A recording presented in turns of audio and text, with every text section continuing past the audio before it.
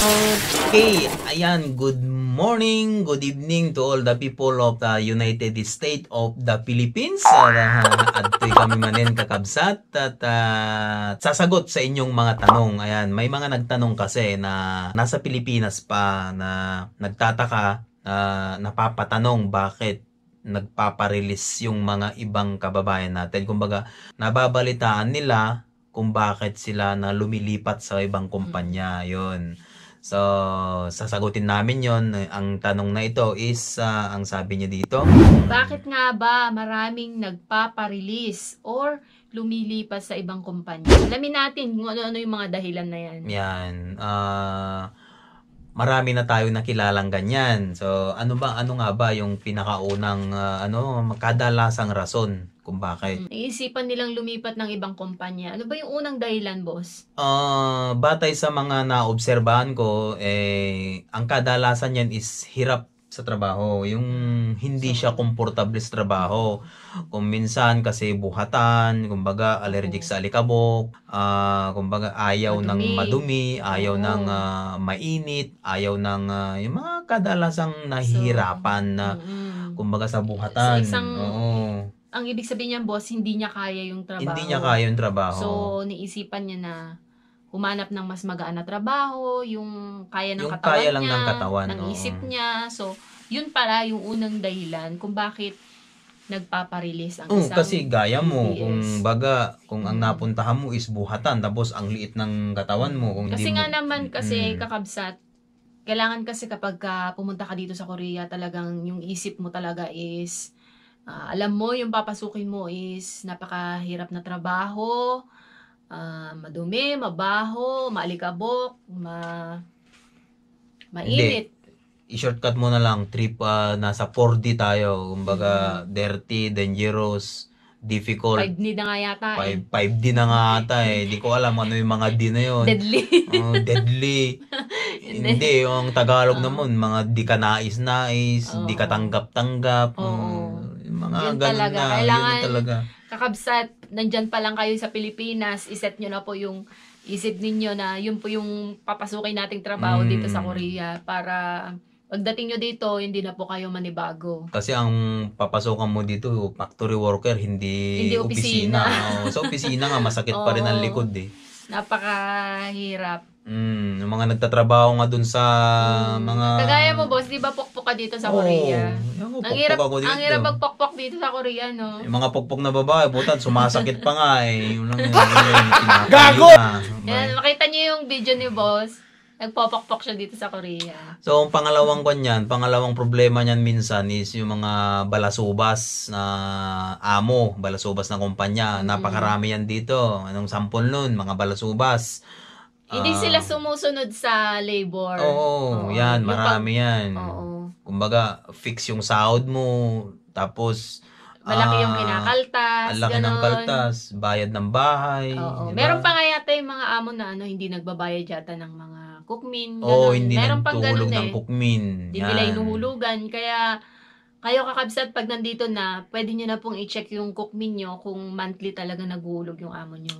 Dapat itawag nyo yun. Alamin nyo kung kumpleto yung cookmin nyo. So, yun, mga balasubas na amo. Yan ang balasubas na mga kumpanya. Marami yan dito. Halos 50% ng kumpanya, lalo ngayon. Sinasamantala nila yung may bayad mula nung 2018. Kasi tumaas yung sweldo, kaya namroblema sila ngayon sa pagpapasahod. Kaya tumas na ba sahod mo? So, ayaw pa rin. Ano ba yung susunod? Ang isa naman yan is delay. Yung delay naman ng sahod. Delay yung sahod. Kaya, syempre, ikaw naman, alang magtiyaga kang magtrabaho ka tapos wala kang sahod. Magtrabaho 2 buwan tapos pangatlong buwan kung matatanggap. Reasonable yun na magpa-release. Siyempre, kailangan mo monthly sumasahod ka. Siyempre, monthly yung pagpapadala mo sa Pilipinas. Tulad ko, tapos mga bisyo ko. Diba? Yung mga bisyo mo dito, yung mga luho mo. Paano magsuportahan yun kung laging delay yung sweldo mo? So, yun, minsan, yun ang nagiging dahilan ng mga EPS na nagpaparelease. Yung iba, comparison. Yung comparison ng yun. Yung comparison ng sahod, yun. Tulad ko, sabay kaming pumunta dito. Tapos, yung isa, na ang ganda nung napuntahan, kinukwento niya, magkano sinasahod mo yan? Umabot kami ng ganito, 3 million, 2.5, 2.7. Tapos ako, syempre, ang sinasahod ko lang 1.4, 1.8, mga ganon. Lalo kung Syempre, fix ka pa, di ba? Oo. Walang OT, ganun. Doon mapapaisip yung Yan. iba na, lipat kaya ako doon. Ganito, ang ganda doon. Oo, kadalasan ganyan nga yung ganun nagiging rason din ng isang EPS. Mm. Pa nagko-confirm mo yung sahod mo doon sa kakilala mo, sa kaibigan mo, Oo. sa ibang ka-EPS natin. Yung iba naman, sabi nila, malaking sahod doon. Tapos didiskartehan mo, magtatamad-tamaran, ayaw pumasok, laging Tapos absent. Yun. Magpaparelease ka na. Parelease ganun. na. So, Yung kung iba hindi ka naman, papayagan, wala kang magagawa. yung iba naman, trip-trip lang. Oh, may mga ganun. Oo, trip-trip lang yun. Yung trip-trip yung mga pagpaparelease lang. Kumbaga, Siguro naboboringan sila sa sa yung place nila, sa trabaho nila. yung or ayaw kung ganun. minsan gusto pang araw lang, kung gusto yung relax lang, yung gusto walang overtime, yung gusto may overtime. At saka meron akong din na balitaan na kakilala yung syempre professional siya sa Pilipinas tapos yun nga pumunta dito.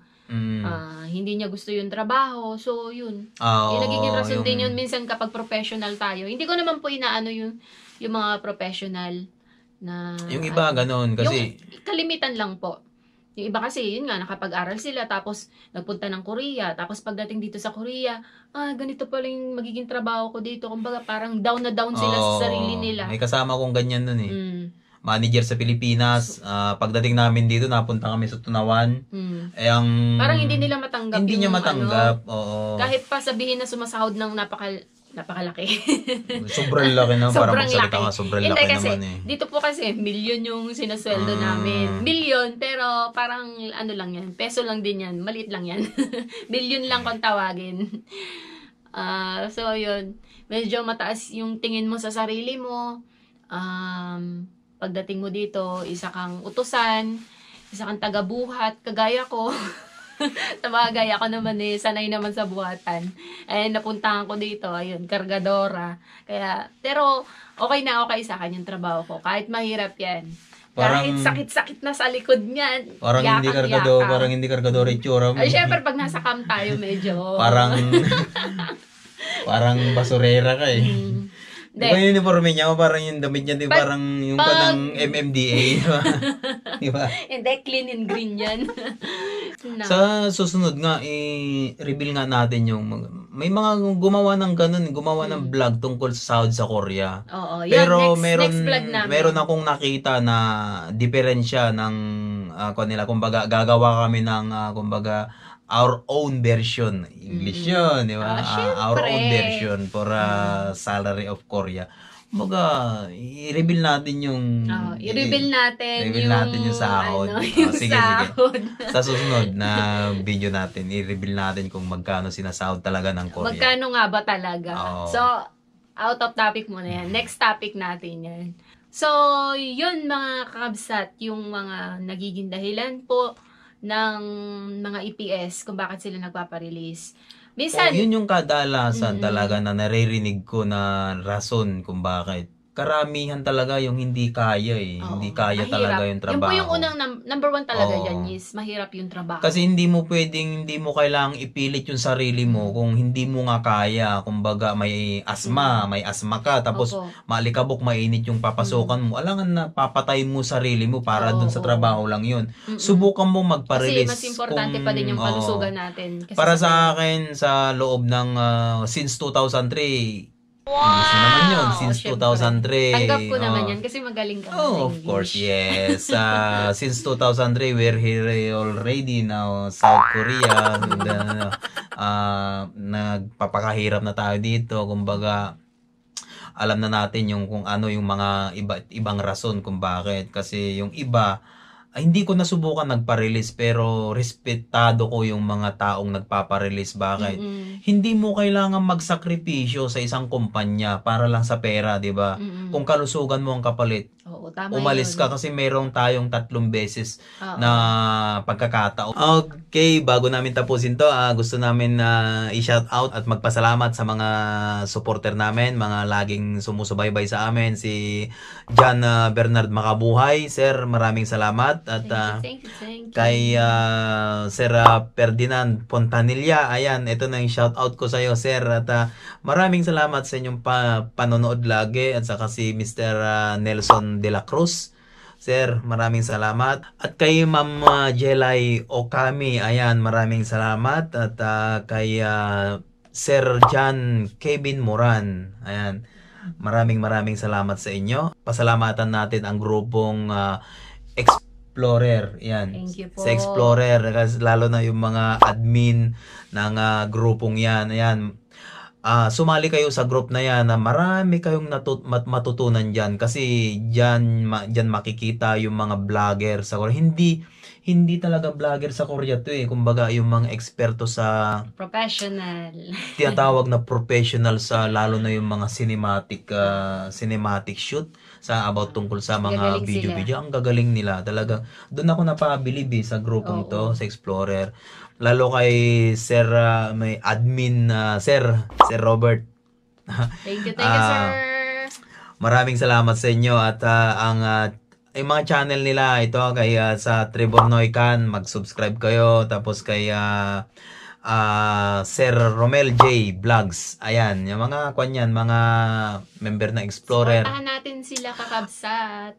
Ayan yung mga eksperto sa vlogging, kumbaga doon tayo natututo sa mga shoot nila. Ang gagaling ng mga nila dito.